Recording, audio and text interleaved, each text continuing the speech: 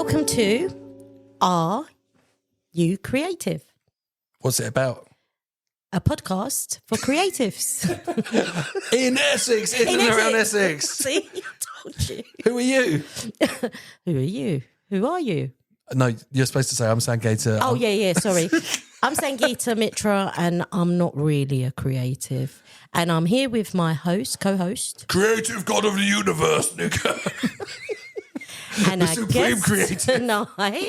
our guest tonight is? I'm Jeordie Shenton.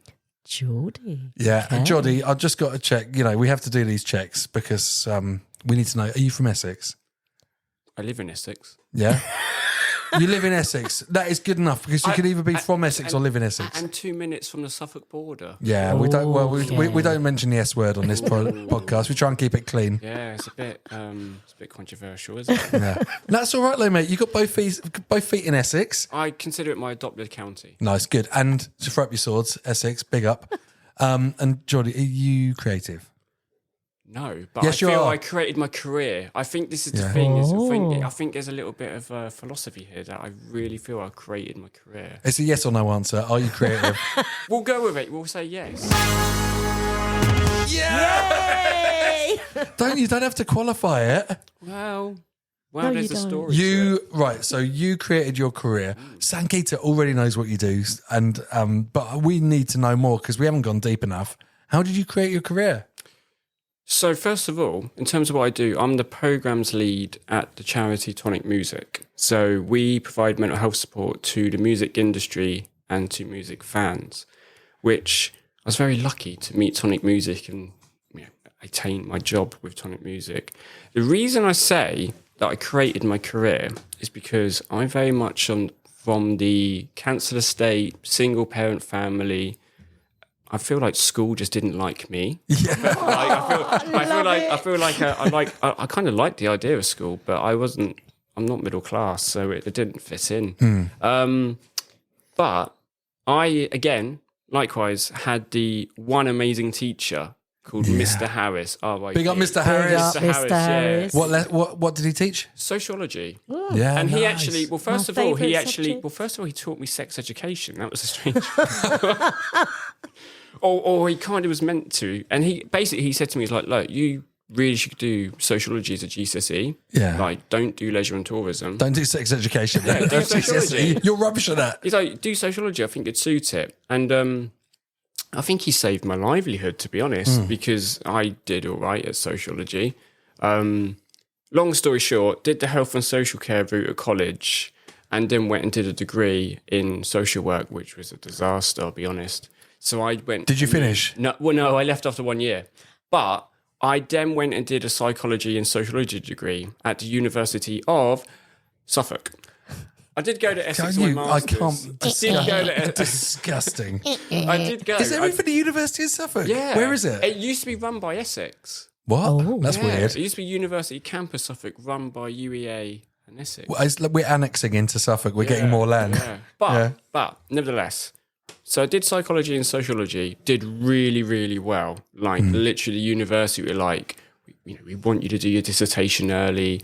We really think you should do a PhD. Wow. Oh, So first of all, I asked, what is a PhD? as you do. Why have I got to do a PhD? What have I got to do? Am I in trouble? What does this mean? Anyway. I mean, probably some of our listeners don't even know what a PhD is. I didn't know until I went to university. I still don't know, and I'm doing one. I don't know if any PhD student knows what PhD No, is. but when you get one, you get to call yourself doctor. You do. So I will join the likes of Dr. Dre, Doctor Dr. Who. John, all those great doctors.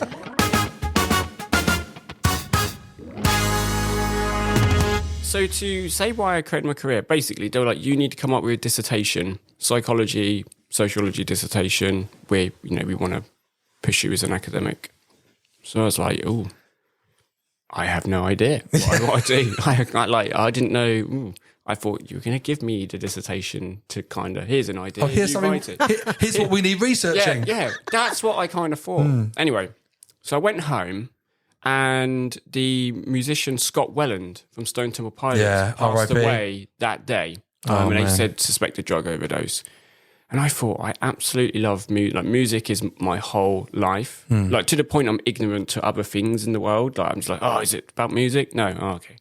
But I was like, okay, why do musicians seem to die young? Yeah. Why is that? Why is it that people who benefit my mental health seem to struggle with their own mental health? So I literally went back to university. You can imagine like the imagery that I was skipping along to uni, like with this wonderful idea, like, wow, amazing.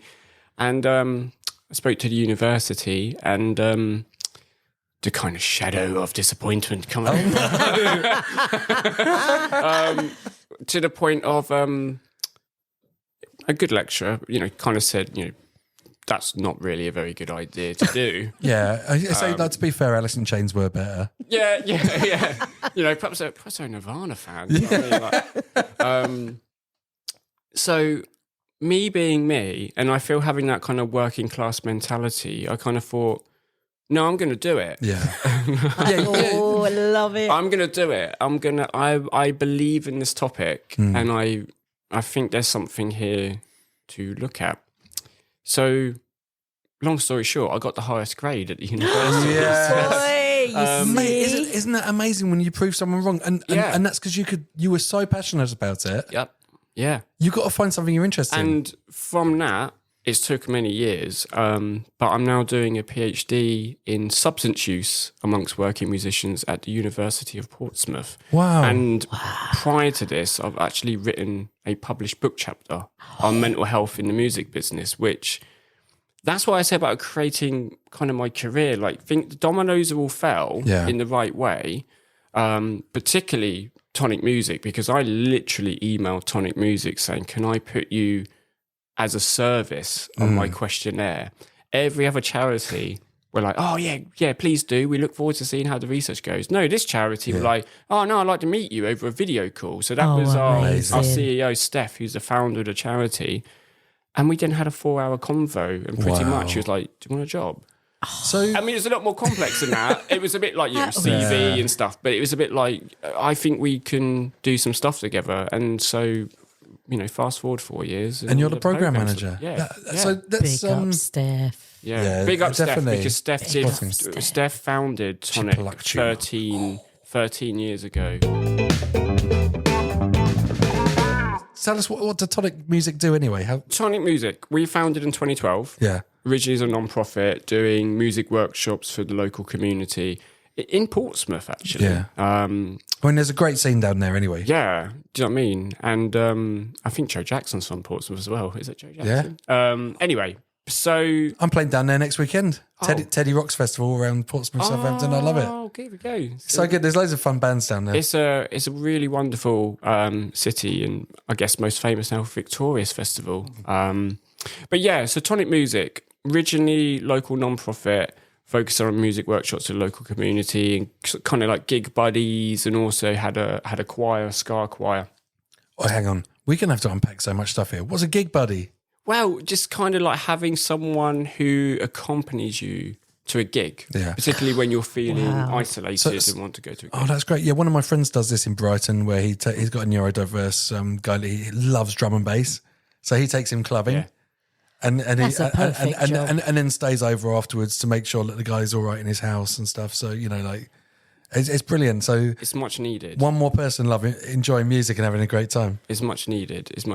But pretty much Steph has grown the charity, become a charity in 2019, but now grown it to a national charity. So during COVID, Steph wanted to launch the Tonic Rider program, providing mental health support to anyone who works in music. So artists, crew, venue staff, festival staff, agents, managers. In terms of originally the idea why we're called Tonic Rider is you would have tonic on your rider. But obviously with COVID, we couldn't do anything in person. So when I joined, we were still in lockdown. So what actually happened is Tonic Rider become an online mental health program where all the services are delivered via video call. Yeah. And it's stuck with that. So we provide 4 levels of mental health support. So we do therapy sessions, so psychotherapy and counselling. We do peer groups. We do skills workshops, and we do training courses. Amazing. All for free.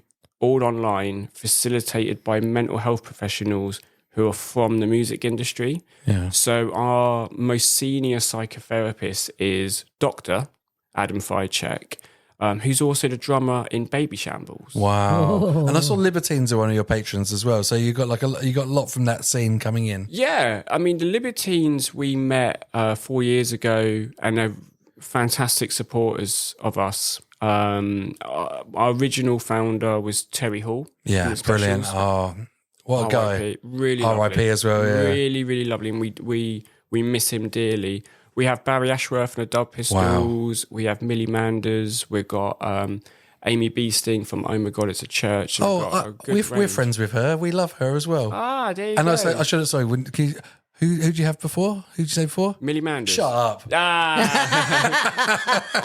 I like that. So a good community of musicians, which is, they're all wonderful to work with. Yeah. So, and also to highlight, the different kind of levels in the music industry, I think it's key to highlight, because a lot of people kind of think music industry, then they think kind of that international stadium playing artists who, of course, are important, but let's not forget the working musicians that are playing the pub circuit, the buskers. Yes. These are working musicians who require support. So that's why we don't have an economic criteria in place. It doesn't matter how much money you earn from music. It's just that you work in the music industry. So I suppose, when you got your headliners, you think like people like Amy Winehouse and Chris Cornell that really shine the light, and these Kurt Cobains that shine the lights on the problems that musicians face. But like taking it all the way down to buskers is so interesting. Absolutely. Why do musicians in particular need like so much like support with mental health? I get asked this question a lot over 9 years. So yeah. Why musicians? Oh, sorry, it's such a boring question. No.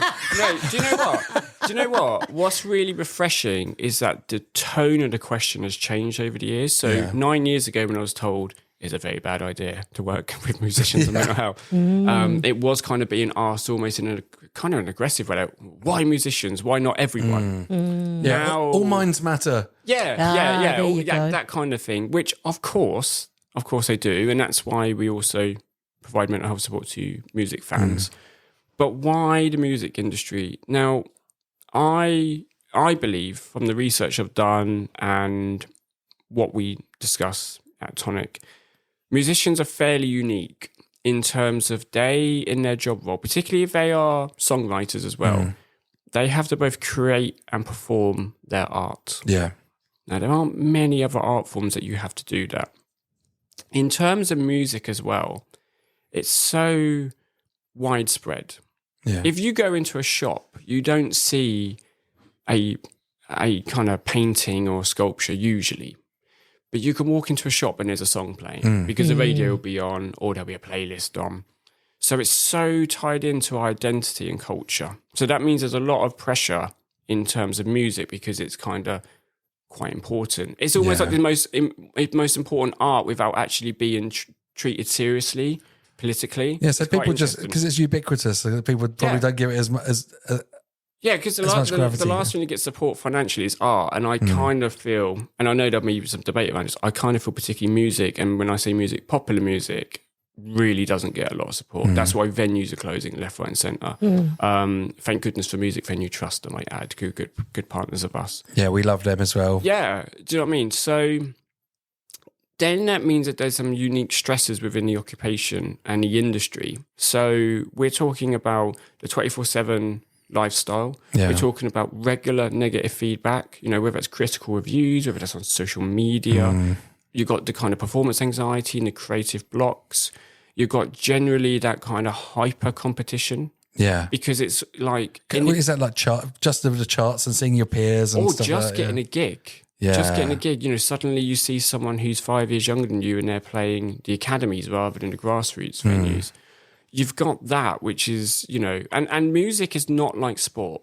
So with sport, if you're a young footballer, Cristiano Ronaldo is only got a couple more seasons left in him, and that's it. Then so your competition to be signed by Real Madrid, Barcelona, it's cut off. In the music industry, you still have the Rolling Stones playing Hyde Park in Wembley Stadium. Yes. So your competition is not only artists of the same age or artists that are younger, but artists that are actually several years older, which is a wonderful thing that we have that. And, there is age discrimination in music, but, there's all the parameters of that.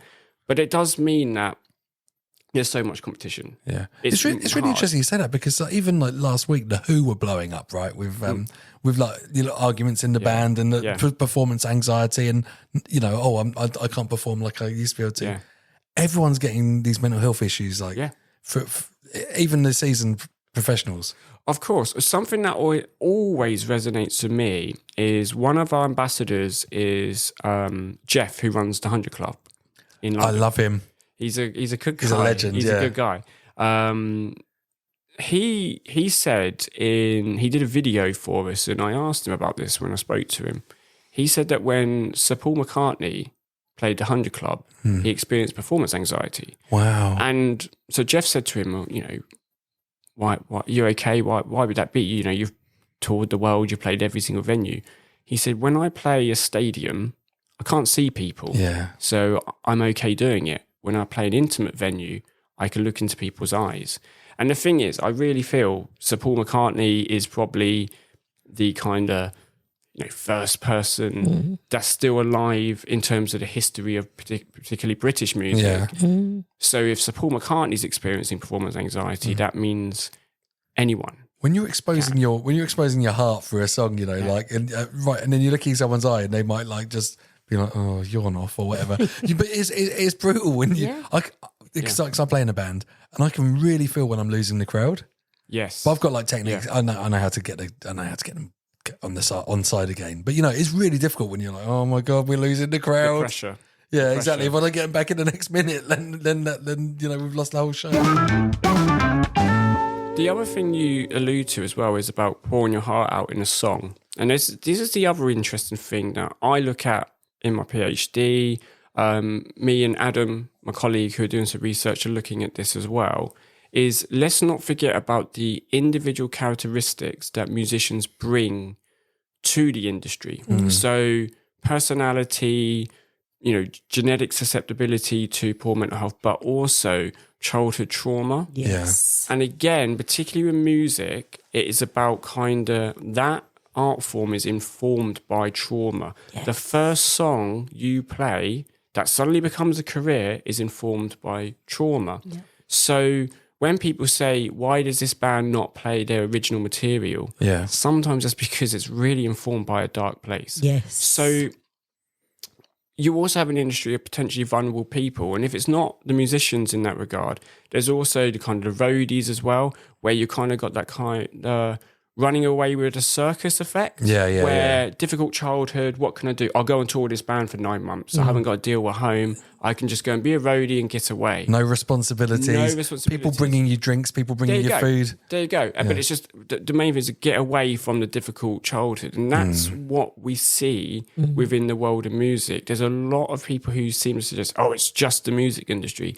It's partly the music industry, but there is this kind of pre-career individual characteristics that we need to recognize.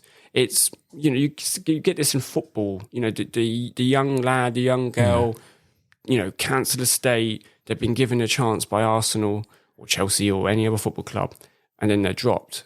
We see this with actually some real famous football. It's the same with music as well, is that, not everyone has that childhood trauma, but a lot of it. And the thing is, the difference between the footballer and the musician, the footballer doesn't need to display their childhood trauma when they play on the pitch. Yes. The musician has to when they're on stage. What's amazing, that's like the grit that makes the pearl, right? Yeah. Like all of those life experiences and all that emotion and everything. But actually, sometimes I suppose having to replicate that on stage, every night.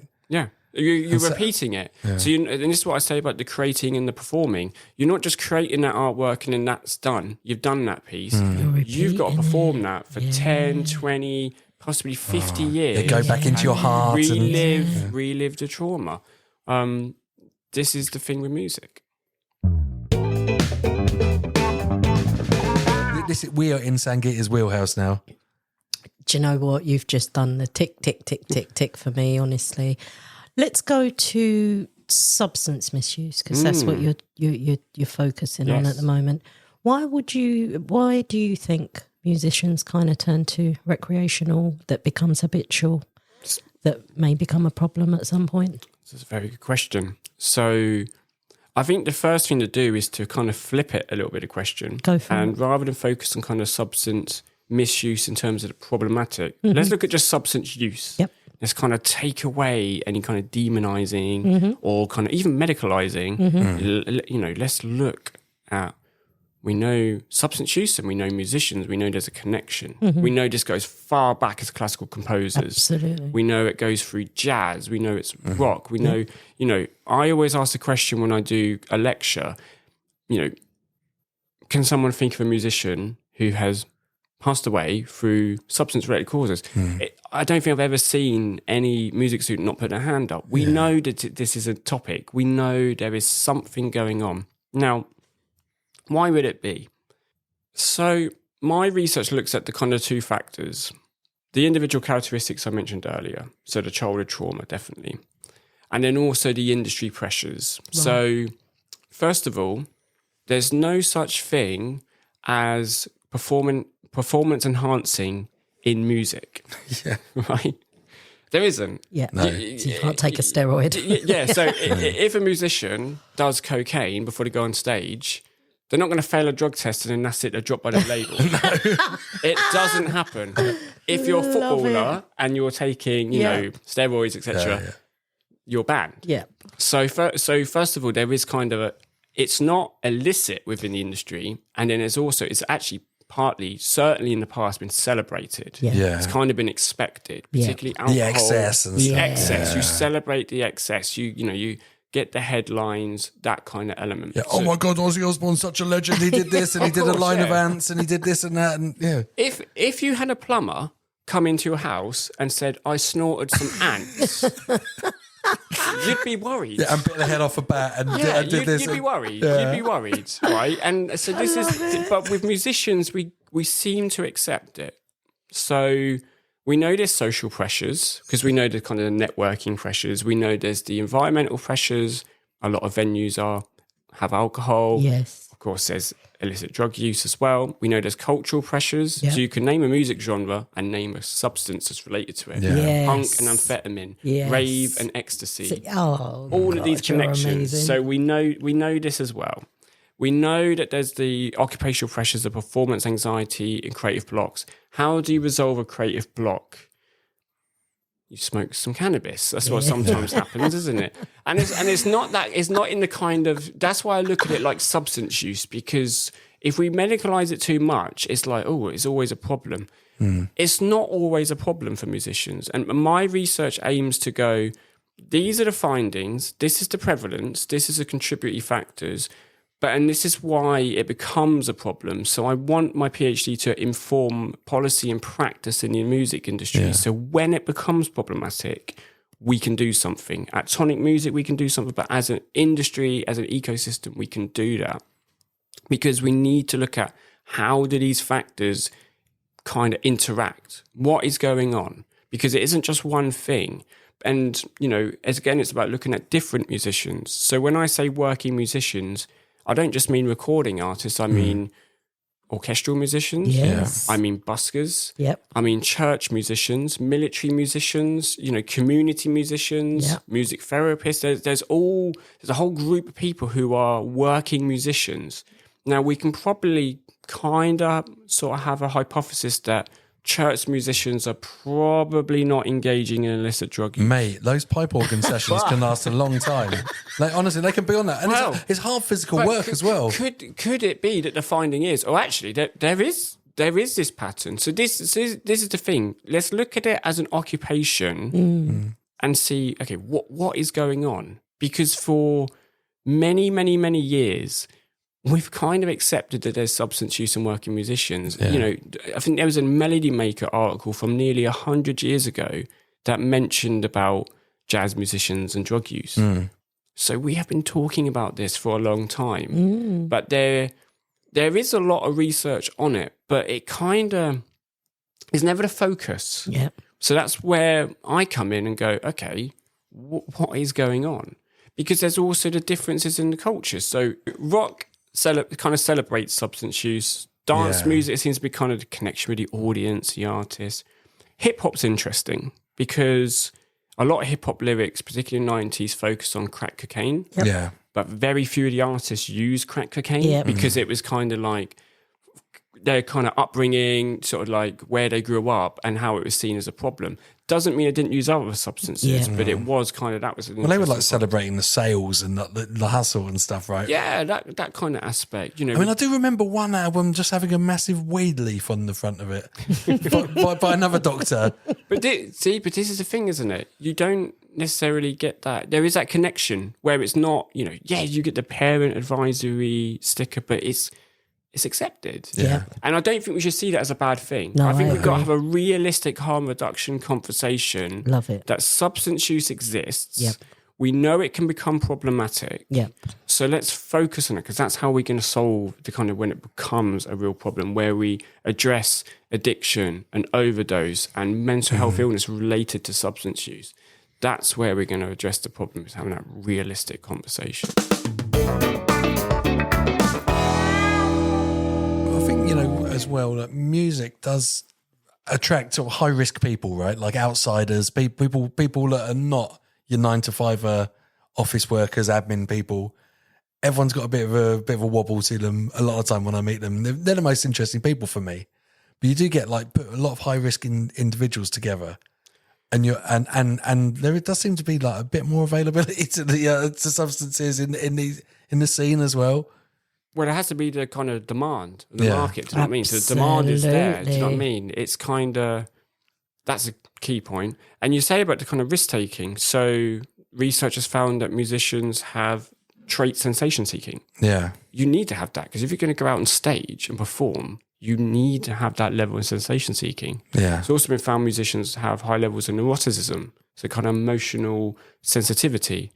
But again, you might need that for your songwriting. Yeah. So the kind of the traits that kind of may help inform your practice as a musician are also the traits that lead to poor mental health. Yeah. Yes. So they really go like there's a Venn diagram and they're really overlapping. Yeah. And the best albums are right in the middle.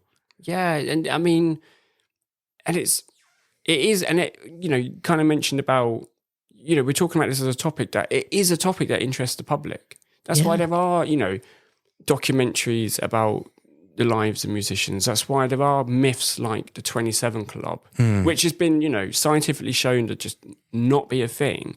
But there is this kind of cultural interest in this connection. You could even say it goes almost back kind of shamanism. Do you know what I mean? About musicians in the earliest times of civilization. Yeah, well, like getting in trances with drugs and This is the thing. I mean, music does sound brilliant when you're on drugs. But again, but there is again that connection. There is again that connection, isn't there? No one ever says watching football is better on drugs. No. No, what I yeah, mean? you're right. Yeah. It is. There is a connection that's, you know, deep rooted. You know, and if you look at your, I think there's some people that would argue with that with Stone Island badges on their arms. well, do you know what I mean? But if you look into your music collection, so flick for your vinyl or your CDs, I'm a CD person, you know, or even if you know, on your streaming playlist, if you take away all the songs that were not influenced by some kind of substance, whether that's illicit drugs, alcohol, even caffeine, you're left with straight edge punk. But even there's caffeine there, isn't there? But you don't. Often they're not as straight edge as they say as well. I mean, that's definitely a debate for another time, isn't it? But, you know, this is the thing. That connection is there. So you know what I mean? So that's why we do the work that we do. And obviously with tonic music, it goes beyond the substance use. It goes into emotional resilience and performance anxiety and running peer groups for musicians. And then also providing mental health first aid for music venues. We do that for free, so we can support the people that come in. You know, earlier on, you mentioned Music Venue Trust, which I absolutely love them. Like I know Gareth Kelly and Katie Frost. They're brilliant. They do so much good work, and I loved the recent survey about performance and money and things, and you know, keeping venues, and also the adding an extra £1 on top of tickets for arenas.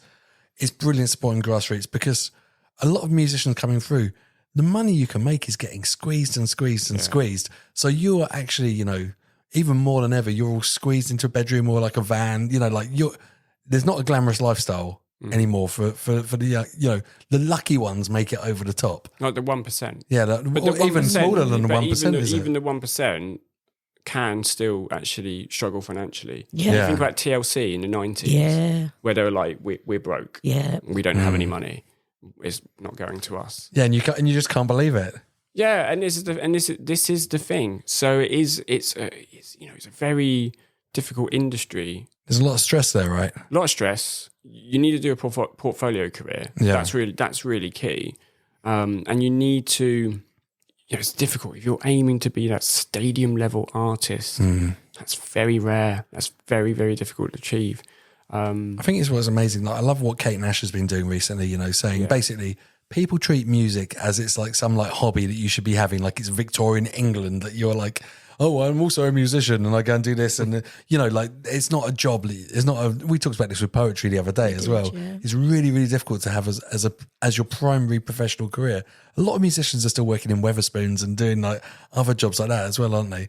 And I think that whole attitude towards it makes it extra stressful. It makes it, I suppose that can increase the angst in artists as well. Well, again, that's why we don't have the economic criteria, because we just think if you sort of say our support's only open if you earn so much of your income from music, it's like the iceberg. You were talking about the famous musicians we know of who experience poor mental health, and that's the tip of the iceberg, and then underneath is everyone else. But then if you have such an economic criteria, you cut the underneath of the iceberg, and it floats away, and then there's those musicians, those people in the music industry are isolated. So it's really key that we support them. And, music venues generally are so vital to our culture and identity. I listened to when you spoke to John Hughes, who big fan. From Hotbox, from Hotbox. We're actually there tomorrow night. We've been invited to provide a mental health stand for Monumental show there. Amazing. It's interesting you mentioned Hotbox, Radio City Social. We announced today, or back in time, a few weeks ago, the Need a Tonic campaign for music venues. So what we do is we've been providing for the last month free mental health posters to music venues across the UK. So this includes a backstage poster, a front of house poster, and a kind of staff room poster. And those posters have a QR code. So if you're an artist and crew, it will take you to an artist and crew online mental health support. If you're an attendee, it will take you to a music fan support. If you work at the venue, you have your own tailored support there. So Hotbox have joined the campaign, Radio City Social have joined the campaign, and also Chelmsford Social Club through the work of Nick Garner, who runs Black Frog Presents. So 3 venues within Chelmsford have joined. Amazing. And you've got Colchester, I heard you've got Colchester Arts Centre. So we've got Colchester Arts Centre, we've got Three Wise Monkeys, we've got Coda, and we've got Queen Street Brewhouse. Oh, and Roots and Grooves Cafe as well. Amazing. Actually. So it's 5. It's actually up to 5 in Colchester. That's brilliant. And where else are you reaching out in there? You've got the Pink Toothbrush and places like that. Got the Pink Toothbrush, They were the first to join the Pink Toothbrush. Big up. The OGs, they are the OGs. Tony was straight there. So the Pink Toothbrush were the first to join. In the areas we've got Southend venues, so we've got Cliss Pavilion are on board. We've got as well Barleyland Social Club, which runs shows, which is really good. Do you know what's interesting though? Because you're talking about posters for staff and things. I'd say like the green room at venues is such a lonely place. Like when after you've done a sound check or you've loaded in early, you've got so much dead time where you're just bored and you can't really do anything. You're waiting to do something. And that is such a great place for a poster, especially, and that's when people are feeling like pretty down as well and your anxiety's high. And that's why we do what we do.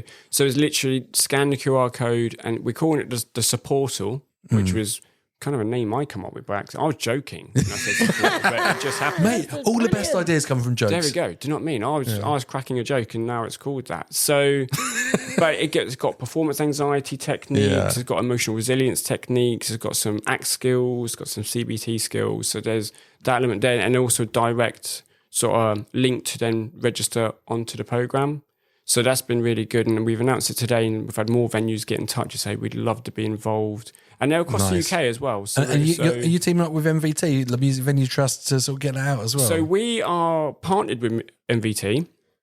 Not specifically for this campaign, but we do a lot of work. So we recently ran an online peer support group for music venues in partnership with Music Venue Trust. Yeah, because running a venue's stressful as hell as well. There's so many closing at the moment.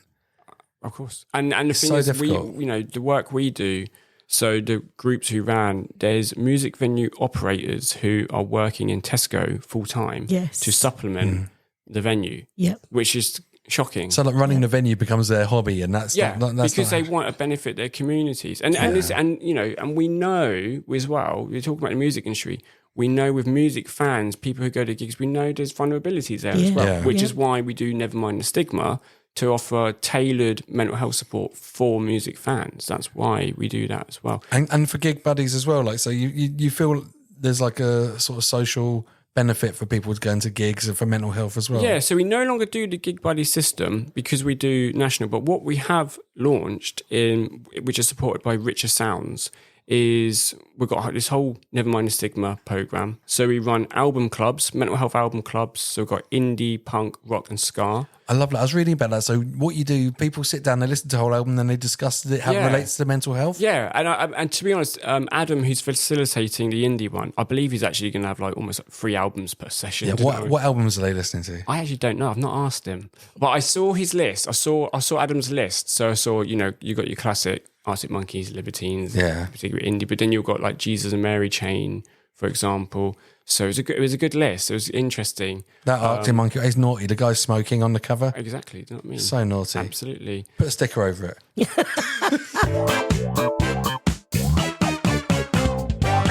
Also, the other things are the workshops. We do a gig anxiety workshop to support people who have anxiety when they go to gigs. Yeah. And we do a festival survival workshop as well. So that kind of preventative approach of how to look after yourself at a festival.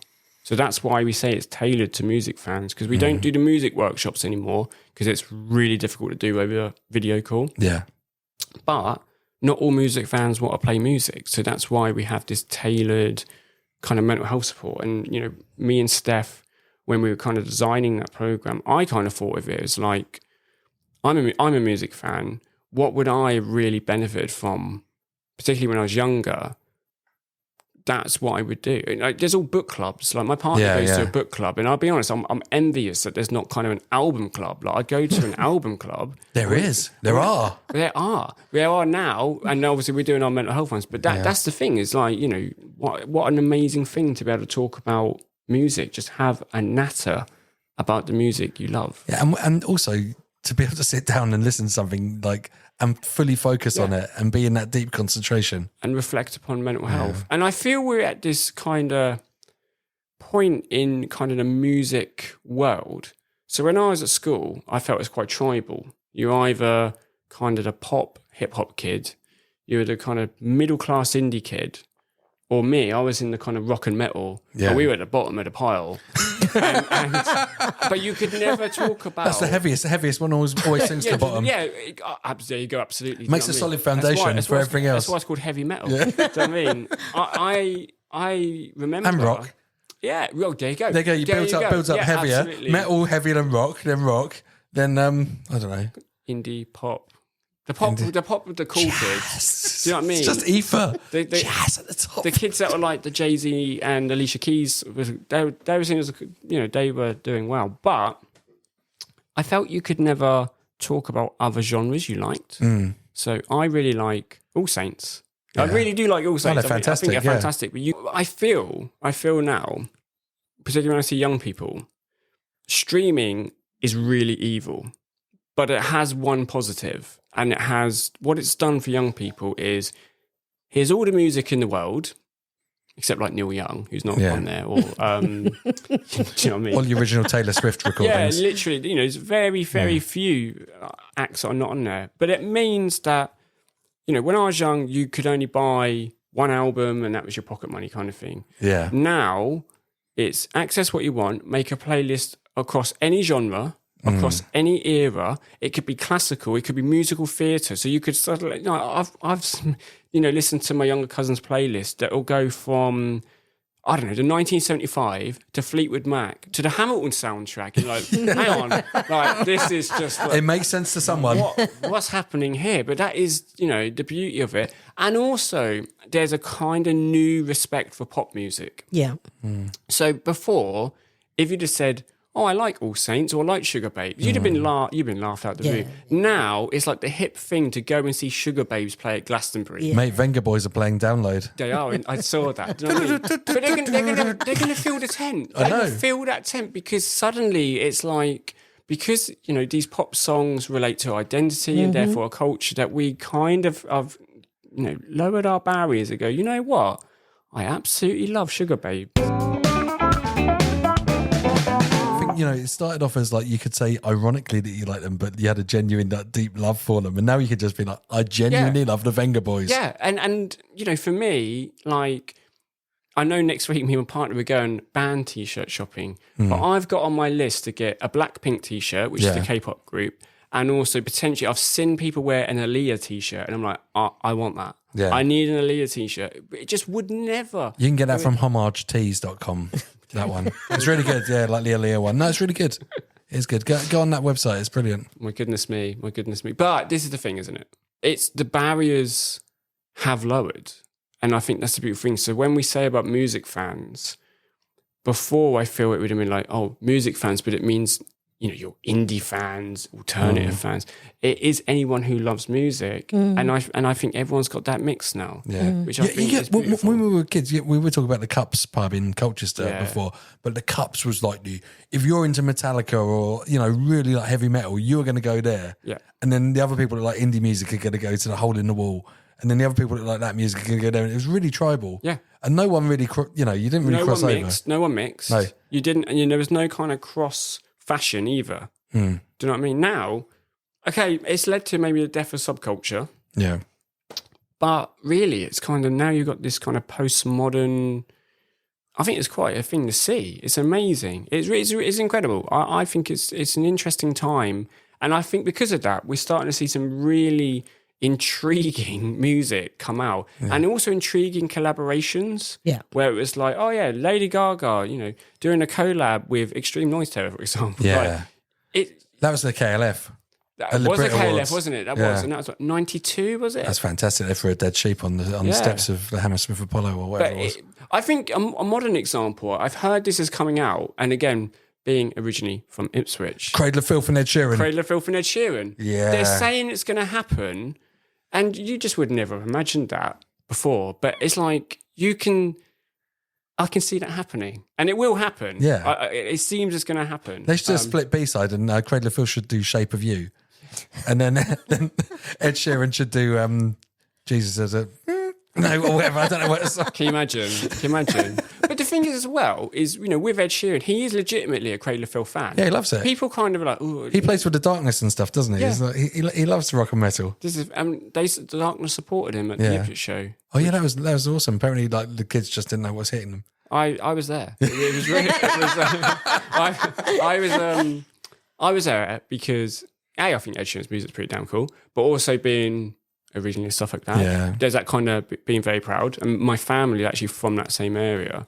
But how fantastic that someone from the Suffolk countryside actually made it that big, and then actually did the show in Ipswich and actually had the Darkness, which is great. And the Darkness to me are one of the most underrated acts in this country. You're really highlighting Suffolk here. I am.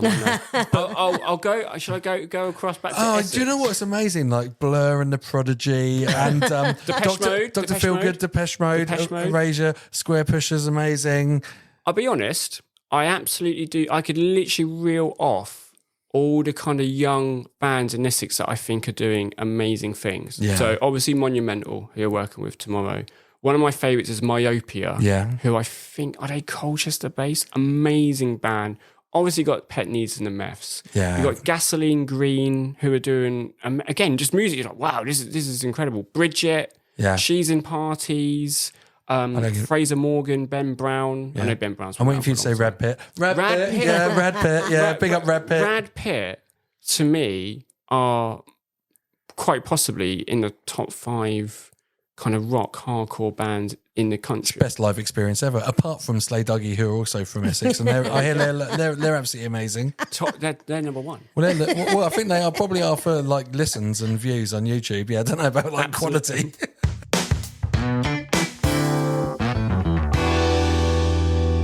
But there is something happening within Essex that is remarkable. I'm very proud that Monster Florence, another Essex. And I think as well, you know, really, you need venues for people to see bands in and to be like, I want to start a band. And it's not easy. Like, it takes ages to learn a musical instrument and get good. You've got to put the hours in.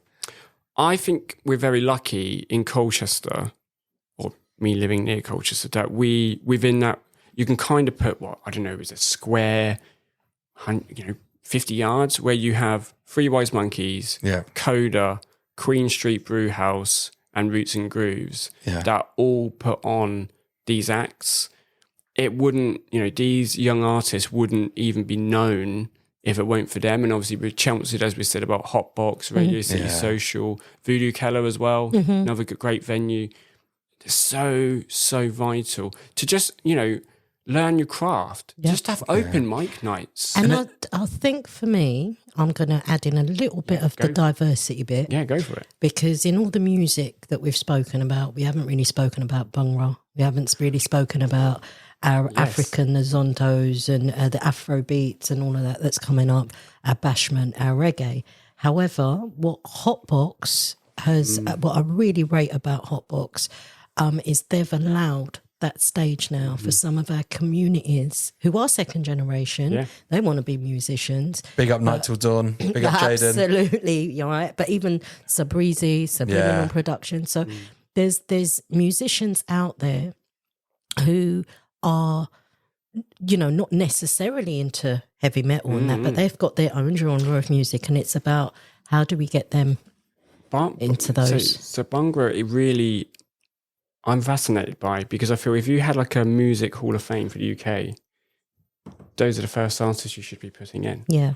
But unfortunately, because of it's not history about, is buying tapes that were, theoretically they should have had number ones because of the number of sales, but it wasn't recorded. So that, I feel very sort of passionate about that. There needs to be something there to, how many sales were there? Because it's very, it's quite sad when you think about that. I think it's really key. But also, let's not forget as well, over the last few years, we've had drill.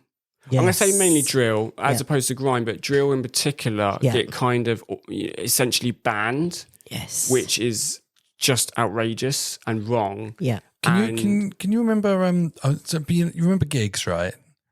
Gigs, Gigs the artist. The artist. I was like, he got shut down by Project Trident and had such a massive effect on his mental health. Yeah. The fact that he was like blowing up, getting these gigs, and Project Trident would turn up and shut them down. Yeah. It's so difficult not giving people a platform as well, and that frustration, I suppose, of being heard. I think it's something that the country needs to really look at in terms of there needs to be almost like an apology, because it's almost like when you have an artist that say, Stormzy, Skepta, oh yeah, we celebrate him, which are amazing artists. For me, Skepta winning Mercury Prize was just like, you're like, shh, yes, so good. That performance as well, But there is, unfortunately, and I'll talk about this in the music industry as well, as amazing as the music industry is, there is this thing called rockism. And it is like, if you write the canon of music history, you tend to focus on white, heterosexual men. I'm not really going to say they're middle class, because I don't believe there is a class element there. Yeah. But it is that kind of, this is the history of music. And we forget, like you said, Bhangra and reggae and drill. And these are really, really vital artists. And unfortunately, we do have this kind of intersectionality of racism in the music industry, sexism, ageism, and then ageism that then kind of interrelates with, that sexism, ageism thing. There's still kind of homophobia in terms of when, and I don't necessarily mean, it's not always kind of obvious. It's even in the kind of element that if you're an artist and you're LGBTQ plus, you get labelled as oh, that's queer music. Yes. Even if you're in a death metal band, it's like, oh no, it's queer music. Right? And very few artists, I think Rob Halford has been able to not be impacted by that, but that happens, and we need to start talking about that. Yeah. Obviously, you've got the ableism within the music industry. Just having access to be able to perform, which I know Attitude is everything. They're doing a lot of great work around that. So we still have a long way to go. And I'm one of these kind of music nerds that likes to look at, the 500 greatest albums list that comes out in a magazine. Now, I don't believe there's such thing as a greatest album because it's impossible. There's no such thing. You could say maybe Till Lateralus probably, but after that. Good choice. After that. Good choice. But you could, you can say about greatest impact potentially. But recently, so when Rolling Stone magazine did it in, I think, 2003, it was rockism. Now they're making more of an effort to kind of recognise, Aretha Franklin, Kendrick Lamar. I think Marvin Gaye was on the top 10 list that I was looking at, like what's going on, and and Stevie Wonder. It's getting there. It's certainly getting there. Even like Shakira, looking at kind of, and that's you only the said other it once. thing. Shakira. That's because I can't do it. But this is the other thing as well. You mentioned about all the different genres. Why is it in the music industry we are still so reserved about non-English language music as if it's alien? For me, some of my favourite bands are Ade Bogota. I say that name terribly. Spanish rock band. For me, they are the best rock band in the world right now. 1.2 million listeners. Wow. Not nearly enough, but Spanish lyrics. You can make up your own words as well. I love listening to Kvelertak and like is it they Finnish or Norwegian? But I think they're Norwegian. Yeah, no, I just make up the words in my head. I love it. And my partner as well. So my partner's Romanian. Yeah. So I absolutely adore many Romanian artists. We went and saw the band Cargo, who are their big 80s rock band. Amazing show at Scala as well. Wow. But we seem to have this fit. We kind of seen it break down with K-pop and reggaeton, but it's not nearly enough. Why don't we have Spanish, language artists, French language, German language, wherever in the world? Do you know what I mean? Argentina. So there's a band called Soda Stereo from the 80s, and I think they're one of the most listened to bands in the world. But if you went down the road and said, oh, do you know Soda Stereo? No one would know. Never have. No one would know in the UK. I'm intrigued now, though. They are really good. They're an amazing band. Soda Stereo, I wish I could have seen them live. Unfortunately, their lead singer passed away. But Soda Stereo, Ade Bogota, Heroes de Silencio were a 90s Spanish band. Vetusta Morla, kind of the Spanish Coldplay, in my opinion. Why do we not interested in that? I'm sorry. Why do we not? Do you know what I mean? English Coldplay's bad enough. There we go. Well, we don't. Not that Spain would be any worse, of course. I could probably bear the lyrics a little bit more. Don't know what's Spanish for yellow. Oh, no idea. Google it. I feel like I should know. I feel like. I mean, it's not. We're not far away from AI just being able to turn Coldplay into Spanish, anyway, is it? It'll help us on Duolingo, like help learn Spanish. It is difficult because look, we've got a person here in Colchester. His name is AB, and he's actually done one of the backing tracks for Central C. Wow! Right, and he's a amazing. young person. Yeah, he's very quiet, but he's Sikh. So even wearing the pugri, he wasn't really accepted in certain places. But what his mum did is got him into a music studio in Croydon. So even though he lives here, every weekend he was up in Croydon practicing his skill, and now he's a young Yiddish student of 24 years old and he's just finishing. And he's a producer. He's done beats. Amazing. He goes to Wireless. He's back in the VIP He's called stage. AB? He's called AB, yeah. So I'll get AB in. But there's also Still Bangles right here in Chelmsford. And he's like... I didn't know. They're from Chelmsford? Yeah, he's living here now. Yeah, not originally. But once again, I didn't know that. We've got him here. There's a massive Sikh community here now that have recently kind of turned up in the last few years. So we're also looking at how do we get these people out? Yeah. Right, on a community level, like Colchester's done really well with First Sight and some of the groups that you have there, reggae especially up there as well. I know Dermot, we've got a guy from here, he does a lot of gigs up there. So I think more so because you guys offer that mental health training and things like that, what's I think's important for me as a community worker is spreading the news to some of these artists to say, look, do you struggle with mental health? Do you have a substance thing? And if you do, and as a preventive approach guys as well, because it's like, as the career takes off, absolutely, there'll be the industry barriers that need to be addressed. And that's key. How love it. Sorry, that was my deep bit done. No, I love it, Sangeeta. You got to do Sangeeta Paxman. I'll do the jokes. So how are Tonic Music raising money and stuff? Are you putting on events, or are you getting when you get your patrons, are they putting money in as well? So the main way we raise money, of course, we have grants, of course, because you need grants to run. But we have a Tonic Music stand and a Tonic Music lounge. Oh. So we provide mental health support at gigs and festivals across the UK. Wow. As kind of the step before welfare. So that's why at festivals we have a backstage and front of house mental health lounge with a sofa, etc., all nice and kitted out. So this is about awareness, but it's also like a safe space for people to go to. But alongside that, with the stand and with the lounge, we sell merch. Hence the merch I got on. Mate, the logo's great as well. I love that. It's good, isn't it? It's new. New from last year. Looks really good. It's quite new. But the reason we sell merch is twofold. Of course, raise money for the charity. So tomorrow night, Monumental, raise money for charity. But no one will come over if we were a white, kind of clinical looking mental health stand. No one would come over. And what we're, focus on is having people come over who wouldn't normally talk about their mental health. We're talking about people, and I've had it when I've worked at stands. So I do all the East of England shows, and I've had someone come over and they'll look for the t-shirts and I go, my mate thinks I'm buying a t-shirt, but I need someone to talk to. And I've had that conversation as they're looking through the t-shirts. That's brilliant. And it's worked, and I've took some resources. Our resources are like back pocket size, so it allows for that. And they're really well designed as well, actually. The ones that I picked up before, I really enjoyed the content, but the design looked great as well. That's Billy, our graphic designer. He's a big up Billy. Big up Billy. Big up yourself, Billy. Unless you're from Suffolk.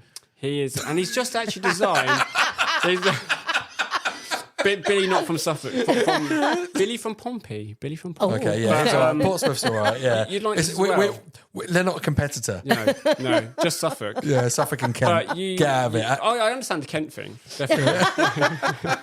So I mean, but Billy's Hertfordshire. Don't get me started on Hertfordshire. Let's not go into areas. They're not even a threat. I get annoyed when Hertfordshire gets brought into East Anglia, but that's just a personal thing.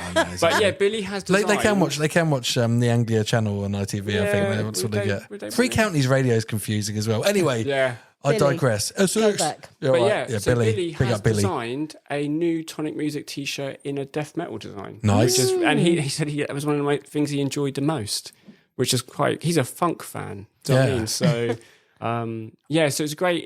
Can't wait to see that one. That's going to be awesome. It's really cool. I love all the Metal for Good t-shirts as well, because that's another great charity. We know Metal for Good, yeah. So, it's important, that merch. It raises awareness. Having that conversation, I think, is really key. And we're quite lucky. We do several gigs of all different sizes. You know what I mean? So, if you go to a gig, like buying your t-shirt might be like the best bit of merch you get at a gig. Potentially, because it's helping people as well, without a doubt, and 100% goes to the charity.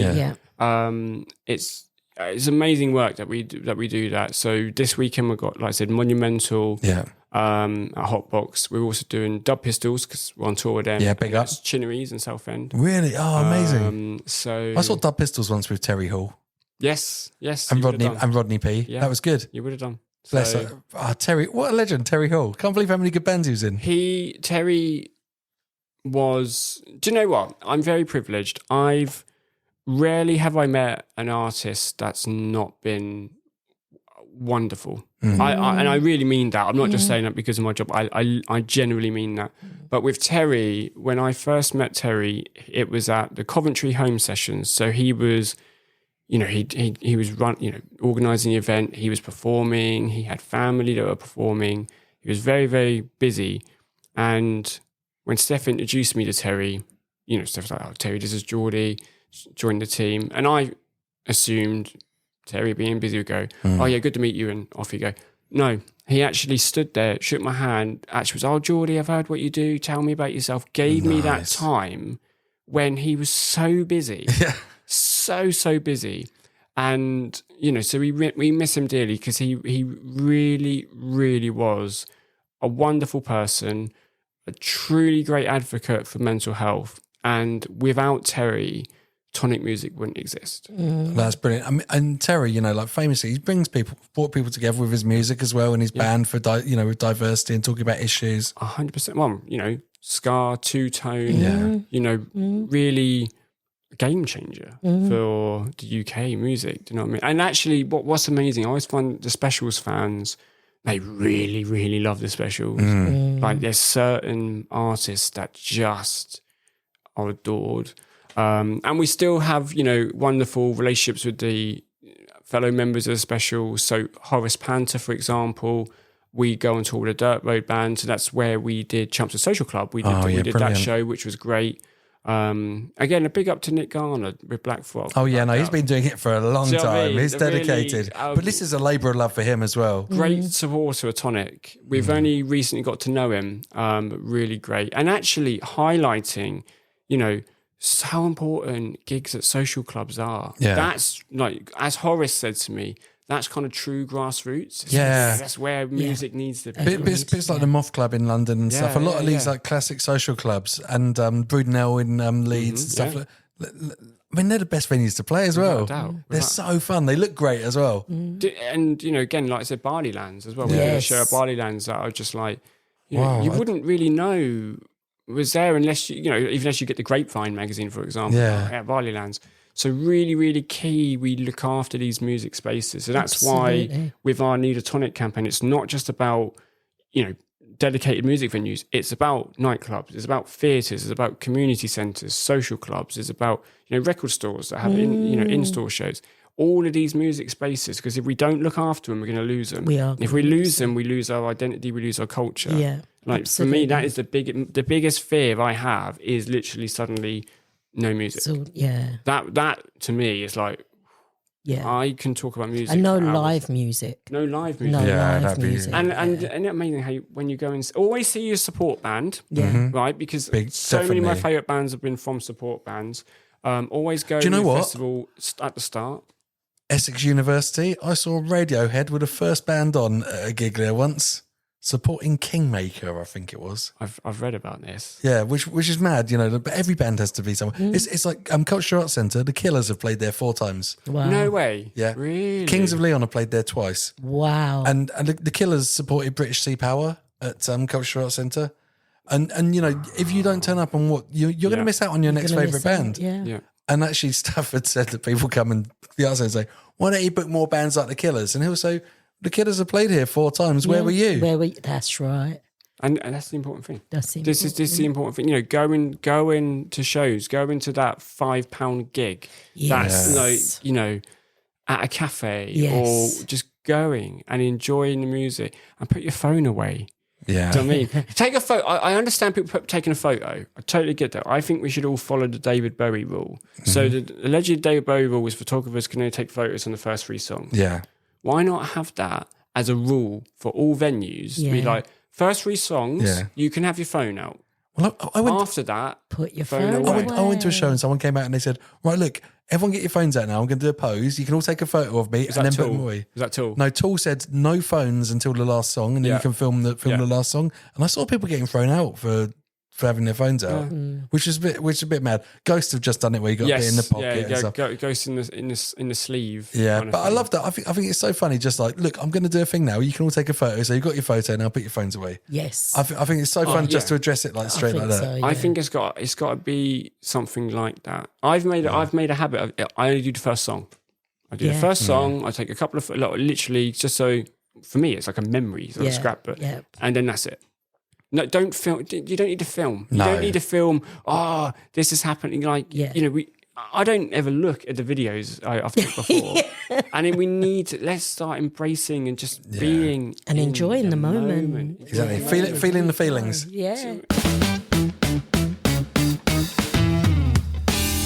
I think like bands have been so much more open about mental health now and talking about mental health pressures. Because before you sort of had to have this resilience where it was just like, I'm a hard living rock and roller and I'm just drinking and I'm doing cocaine and stuff and it's just totally fine. But now loads of more people are talking about mental health and their mental health and the pressures of the industry. So it's interesting. So previously, musicians would talk about mental health through their songs, wouldn't they? Yeah. Yes. So we'd all kind of know that it was informed by stuff. Now musicians are beginning to be more open and not just kind of, I don't want to say, like a female pop singer, for example. Yeah. We are talking about older male metal musicians, which is a real positive. Very, very important because of the influence they have on their fans, but also just being able to go, this is difficult. And what's a positive is that we're seeing artists go, I can't do this tour, I need to cancel the tour because of my mental health, not because of unforeseen circumstances, not because of any, literally for my mental health. Unfortunately, that is the top level artists can do that. Yeah. So Lewis Capaldi, for example, I think Sam Fender as well. Yes. Really great they did that for themselves. No one can replace Lewis Capaldi or Sam Fender. But if you're an artist that's a support act on the tour, or you're playing the grassroots circuit, could be the end of your career. or maybe you're the drummer in a band and maybe the rest of the band are a bit like, okay, we'll just get a new drummer. Yes. So we've got a little bit of way to go, Yep. definitely, without a doubt, with that conversation. But it is really, really, really good to see. And I think it's part of a generational thing. Yeah, I think young people Yep. are, I think it's a bit like, in America, where people go, oh, I'm going for therapy. Yeah. That's really open, Yeah. right? Yeah. And it's like, and so accepted. we've never been like that. Yeah, Have we? absolutely. Go, where are you going? Oh, Yeah. I'm just going to the shops. Can you imagine you remember when Metallica were in the Some Kind of Monster having Yes. therapy? Yeah. There's a documentary about Metallica who were like the hard rockers, and you see them in a therapy session and Dave Mustaine, their old guitarist, is crying because Metallica got more famous than he did. And he said, I sold 10 million albums, they sold 100 million. And you're like, wow, it's mad. But that was like the first time you saw your heroes in a therapy session. And James Hetfield was saying, guys, I stop at 4 every day now for my mental health and stuff. It's mad to see. It's beginning, and that was nearly 20 years ago. Yeah, that was a long time ago. It's beginning, we're really getting there. We really, really are getting it. And actually as well, kind of a shout out to music journalism as well. I know a couple of young music journalists that I regard very highly. You don't have to be horrible in a journalistic piece. You don't have to rip someone apart. You don't have to say the album was absolutely terrible. Yeah. You can give kind of critique in a softer kind of way. Yeah. You don't have to tear someone apart. No, but that was really like 90s, wasn't it? You had to go into a big, strong opinion, like either like totally love something or totally destroy it. Or, the Simon Cowell effect. Oh, God, Do you know what I yes. mean? We shouldn't be, you can't be humiliating people. Yeah. No one, that to me, kind of those shows, it's a level of bullying. Yeah. I was on Britain's Got Talent and they were like, this is another story, but like people were coming off before us and they were like coming off like floods of tears because like they just had their hopes and dreams shredded. I mean, there should be a whole tonic music at the back of that show. Well, yes. But this is where what we want to do. Yeah. There should be a tonic music in all spaces, Oh, all yes. music spaces, Yes. right? Because we are the only mental health charity providing tailored mental health support to the music industry and music Love it. fans. Yeah. When we provide mental health support at events, our programs are still running. Yeah. So it doesn't mean that once the festival's over, you never see us again. It's all the mental health support. And we provide all the mental health support I listed. So the therapy sessions, the peer groups, the skills workshops and training courses, we provide in-house. We don't tender it out. Yeah. We are the provider. And how many of you are there? On the team, Yeah. it's under 10. But we do have, volunteers. That's amazing. That is It's amazing you can amazing. cover the whole of Britain. Yeah. And festivals. That's This right. must be a real logistic thing to, it must be mad. It's quite a challenge, but it's a beautiful challenge and one I'm very proud to be part of. We've got to stop because he'll just talk forever, won't Listen, Jeordie, you're amazing. Sangeeta, And thank you. probably, I know I say this all the time, but probably the cleverest guest we've ever had because he's Do you almost a know doctor. what? Almost a Absolutely. doctor. Almost a doctor, yes. Incredible. What would Dr. your G. doctor name be? Dr. Shenton. J. No, Dr. Shenton. Dr. Shenton. I love it. Look out for this guy. Yeah. But, I think like pretty much gigs are more popular than ever. I heard like the gig economy, like not the gig economy, that's a different thing. Uber, but like the economics of gigs, more people are going to gigs, more people are spending more money on live music. So this touches everyone. Mm-hmm. Yeah. And it's harder and harder and harder for bands at the moment. So go and check out Tonic Music. Yeah, so website tonicmusic.co.uk, socials as Tonic Music MH, and the registration forms there is online mental health support. So if you reside in the UK, you work in the music industry, or you're a music fan, tailored mental health support is there for you.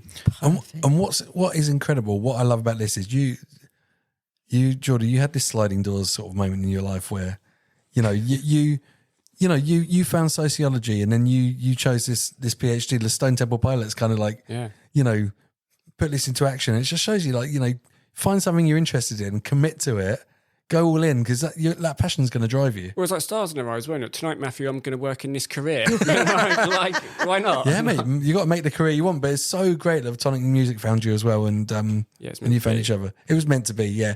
It was destiny. Yeah. Absolutely. An amazing guest, honestly. So, Sangeet, I'm fully inspired here. I'm not even going to try to be a sociologist or something, because I do not think I have the capacity or empathy for and it. psychologist as well. And psychologist, yeah. And it's a psychology and sociology is like Suffolk and Essex. It's like you can't be both, but I can. Yeah. You can. Right. I'm glad people You are the doctor. I'm glad people are doing the serious work, because all I want to do is be silly, but I really care about it. I love sociology. I did that.